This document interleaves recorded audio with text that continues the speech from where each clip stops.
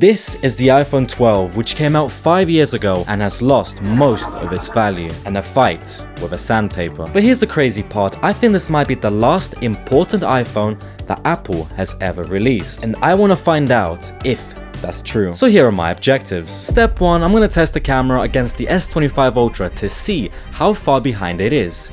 That's if the Samsung is better. Step 2, I'm going to figure out what made this phone so good to the point where no one wants to upgrade from it. And step 3, I'm going to decide if this phone is still worth it in 2025. So I just picked up the phone, and usually it comes in pretty good condition used, but look at this. The camera has so much crust and the rings around it are like sanded off. And then look at the ports, there's white stuff all over it. It actually looks like someone finished inside of it. And look at the earpiece, what the hell is that? You know how much I don't like lightning cables? Well, look at this, a lightning cable, but it's also the fat one. Most of my chargers are not even compatible with the fat one. And this reminded me of something. This was the first iPhone to remove the charger from the box for environmental reasons, which also made the box a lot smaller. And I don't have a box. Leave me alone. And this gave them a brilliant idea. Remove the charger from the box and then charge everyone a separate price. Genius. And guess what? Most companies copied them and now we don't get charger bricks in the box anymore. Well done, Apple. Well played. But I have very good news because this is the first iPhone to have magnetic wireless charging, which means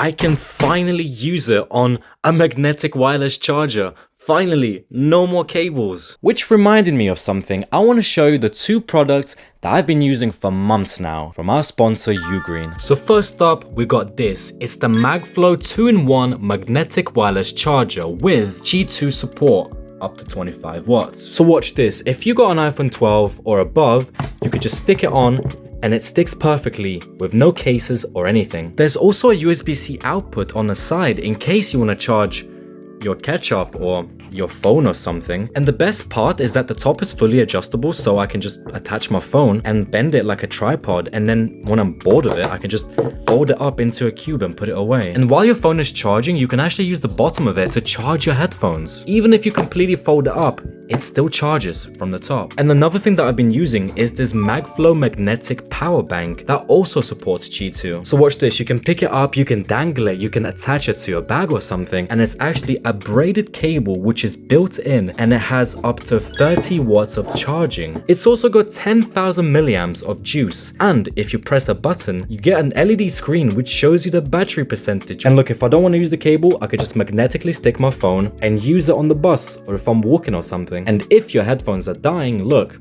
place them on top, problem fixed. Guys, so something bad just happened. Let me explain. So after I was yapping about the charging cables, I decided to rest my head on a pillow and I fell asleep. You fell asleep? And I forgot to charge the phone or even set it up. And why is that a problem? Well, that's because I had planned a trip the next day where I was supposed to test this phone. I woke up at 7 AM desperately trying to revive this phone, and I even drooled on the screen waiting for it to boot, which took like 30 minutes. How long has it been dead for? And because I was in a rush, I had to set up the phone while I was on the train. And what's this? iOS 26. And here's the beautiful thing about this phone. Despite the fact that it's 5 years old and it's survived the trenches, it's still getting the newest updates. In fact, even the iPhone 11 got the same update, meaning that the 12 is still good to go for another year or two. Unless you drop it off the table and give it a light scratch, in which case you might need an upgrade. Speaking of an update, when I was setting up the phone, I didn't have a choice. It just forced me to update to iOS 26. That's like giving your grandma cocaine. She says she can handle it, but do you know that? At least give me a choice. The update took an awfully long time, and for some reason it didn't even fully charge after like 2 hours, which meant that I had to start my day with 87%. And no better way to start than by testing the crusty cameras against the S25 Ultra. And when I did, bro, I have never been more confused in my whole life. I started with video and straight away the iPhone looks softer, but not necessarily because it has less detail. It's just that the Samsung looks awfully over sharpened. I then went inside the museum to test a low light video, and okay, the Samsung does look a lot more detailed, but it's not like it's got much bigger camera sensors or anything. Although it looks brighter and more colorful on the Samsung, that is not what my eyes were seeing. It actually was that dark and lifeless, almost exactly what you see on the iPhone. And from here, it just kept getting worse for Samsung. You see these two pictures? First glance, they both look fine. But tell me, why did Samsung make this look so pink? When taking the photo, the phone could not decide if it's grey or white or pink, or if it's having a midlife crisis. The iPhone didn't have this issue and it just locked the color straight away. But when I took a selfie with both phones, I could not believe what I just saw. What is this? Look at my eyes. They are straight up drawn by AI. The iPhone selfie has imperfections, grain, a bit less detail, and Samsung uses so much noise reduction and AI upscaling that I look fake and almost plastic. I then carried my disappointment into the antique section where I found something pretty cool. And Samsung messes up again by overexposing the face. And this is the face that Apple makes when they realize that they found another feature that they could remove from their iPhones.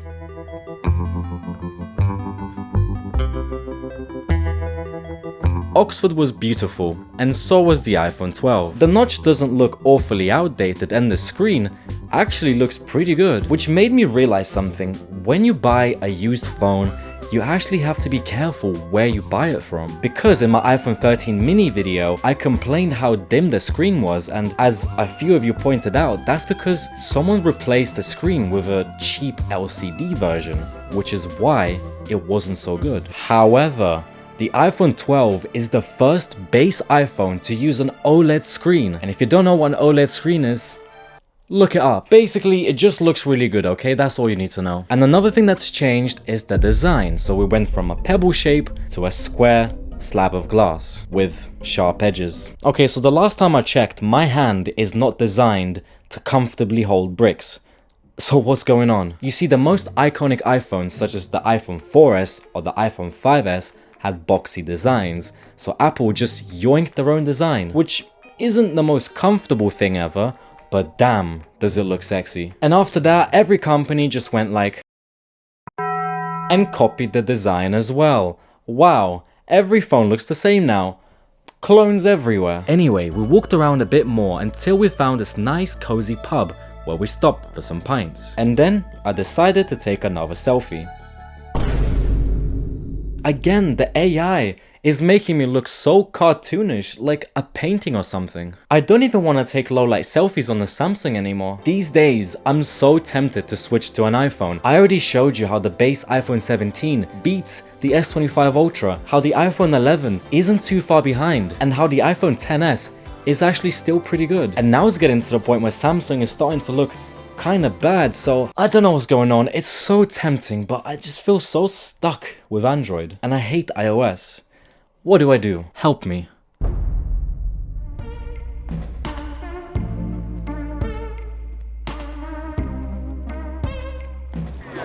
And the worst part, when buying this phone, I was like, okay, the battery is gonna suck, right?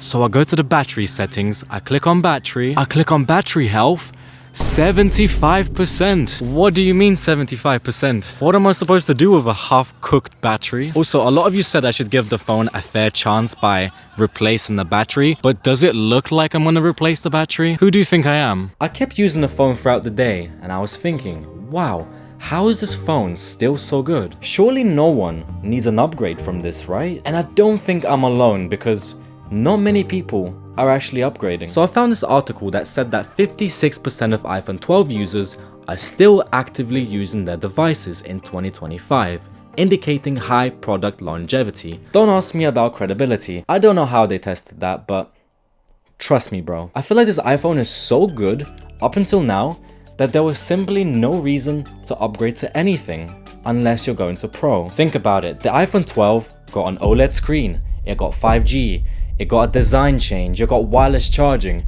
and after that, after this phone, Apple just kind of stopped cooking. The iPhone 14, tell me one thing that's changed. It is literally the exact same phone. In fact, even the CPU didn't change.